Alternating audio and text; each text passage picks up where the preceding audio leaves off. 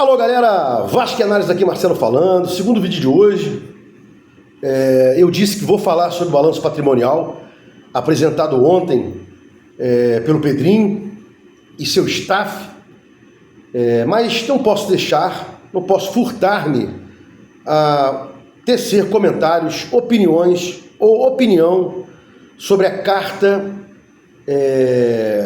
de introdução ao balanço patrimonial assinada pelo Pedrinho, né?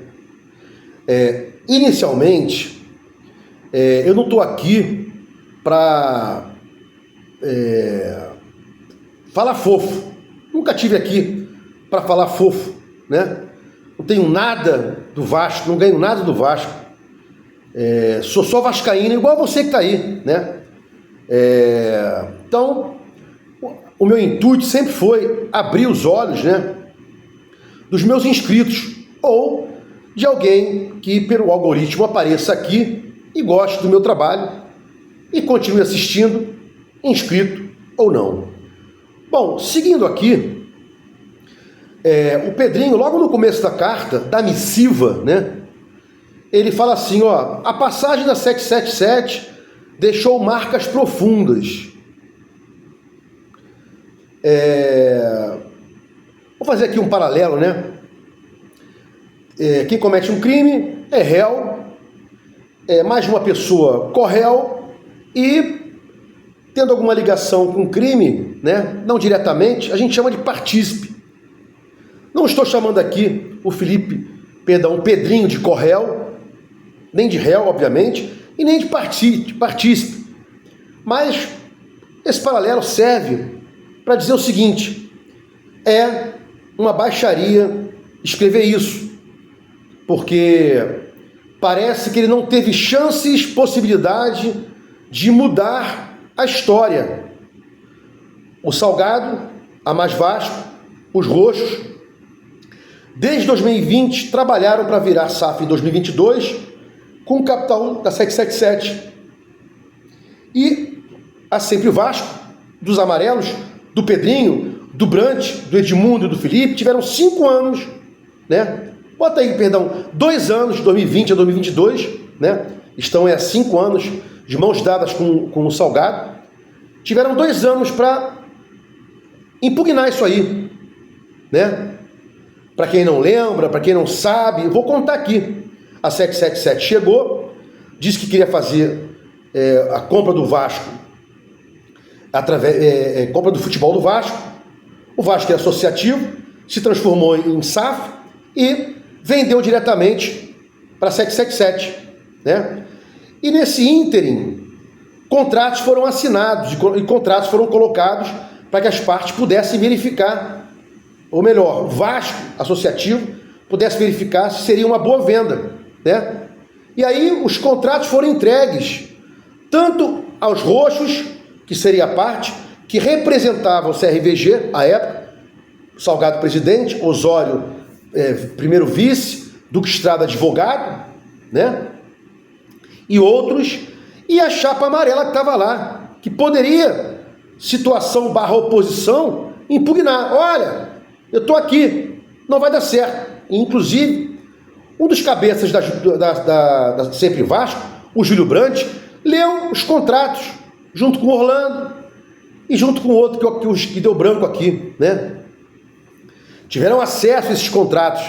E olha que a 777, quando dessa fase contratual, de leitura de contratos e tal, você não tinha acesso ao contrato inteiro pelo mesmo grupo, você tinha tempo cronometrado para ler o contrato.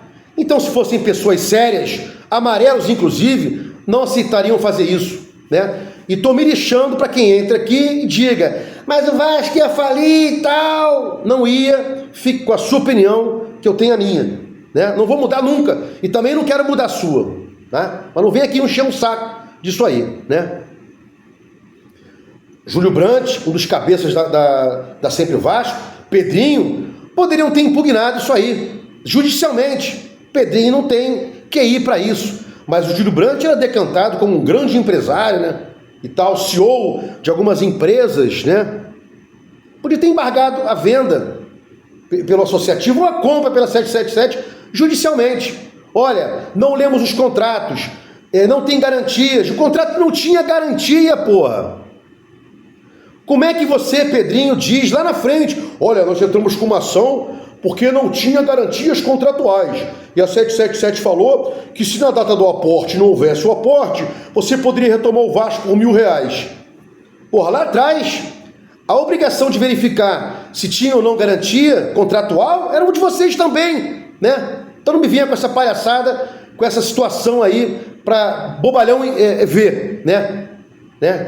Não vinha com esse negócio. Não havia garantia porque vocês não obrigaram a ter garantia contratual, né? Vocês não obrigaram isso. O contrato era inidôneo. Os contratos são inidôneos. Quando você coloca uma confidencialidade nele e exclui do judiciário, bota a arbitragem, já soa complicado isso, né? Então, seguindo aqui, para não me estender muito, já tem 100 minutos, havia uma preocupação urgente de isolar o Vasco de possíveis efeitos colaterais do processo falimentar da 777, disse o Pedrinho. Pedrinho, a 777 já estava falida quando a assinatura do contrato, e os senhores deveriam saber disso, né? A EICEP já assinava. Pedrinho, evitamos bloqueios, penhoras e leilões, né? Só que o fundamento que você entrou com a ação, com a liminar pedindo contra-lecionário, você mentiu, ou o Carregal mentiu, e não vieram a público até agora dizer quem mentiu, porque você disse que era para impedir bloqueios judiciais e tal, e o Carregal falou que no final do prazo do aporte não ia ter aporte algum e o Vasco retomaria, o associativo retomaria as ações da 777, né? Cadê a resposta ao advogado que desmentiu você? Ele está certo? Você é mentiroso? O Carregal é mentiroso? Né? Seguindo aqui, para não ficar muito extenso, já vou terminar já, né? Vocês são covardes, cara. Isso é uma covardia. Soltar uma carta introduzindo um balanço dizendo que, comemorando que vocês, ao assumirem o Vasco, fizeram que o Vasco ganhasse 4 jogos seguidos, que não acontecia desde há muito tempo. Isso é covardia, isso é muito pouco, porra, pro Vasco. Usar esse argumento como se fosse uma coisa boa, pelo amor de Deus, né? Na sequência, Pedrinho fala que a 777 usava manobras para impedir que os árbitros indicados pelo associativo fossem impugnados. Já falei, o impedimento, suspeição, um é objetivo e outro subjetivo, tem que ser impugnado, tem que ser aceito ou aceitado pelo árbitro principal. E o árbitro principal só aceita se a alegação for justa. Então não vem com esse papo que a 777 sozinha conseguiu impugnar por suspeição ou impedimento os árbitros que você indicou, Pedrinho. O árbitro, o comandante lá da arbitragem tem que aceitar isso, né? Tem que aceitar. Cadê aí a culpa direta ao Salgado, né? Por ter feito tudo isso aí, né? Cadê você diz lá na carta aberta que houve uma cobrança pelo Salgado, né? Ou melhor, houve uma cobrança da Vasco SAF, tendo em vista um adiantamento feito pelo Salgado a Vasco SAF. Cadê aí a contrapartida, a providência? Esse até o adiantamento que o Salgado fez da Vasco SAF, cadê a providência jurídica aí, né? Você está um ano e meio dizendo que está pesquisando para responsabilizar quem é o culpado, né? Fala em 1,3 bilhão de dívida, né? E acabou, não fala mais nada, né? E para finalizar aqui, não vem com papo para boi dormir, né? Meus bens pessoais foram incluídos. Não é opcional, irmão. Não é opcional. Quem está à frente aí de uma recuperação judicial, né? Pela lei, responde pelos seus bens pessoais.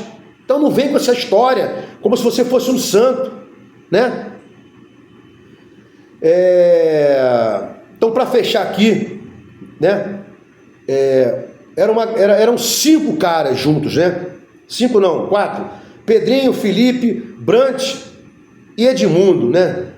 Brant e Edmundo já saíram, fatalmente, porque não conseguiram poder com o Pedrinho e vão, né, pular o barco, né? Os ratos saem de um barco e vão para o outro quando o barco está afundando, né? E deveriam afundar todos. Todos têm responsabilização direta e ou indireta, amarelos e roxos, né? Bom, vou falar sobre balanço patrimonial, mas vai demandar um tempo, né? É uma análise mais comedida, parte contábil aí não é o meu forte, né? Tem que analisar com muita calma para não cometer vacilo algum, gafe alguma, porque aqui a minha intenção não é essa, é sempre avisar aí, instruir meus inscritos ou quem aqui venha trazido pelo algoritmo, e já faço o convite aí para se inscrever no canal, né? Se gostou dos comentários, se inscreva no canal, dê um like para mostrar o YouTube engajamento, sininho para mostrar o YouTube que você quer receber os vídeos da Vasque Análise. Vasque Análise, fique com Deus e até o próximo vídeo.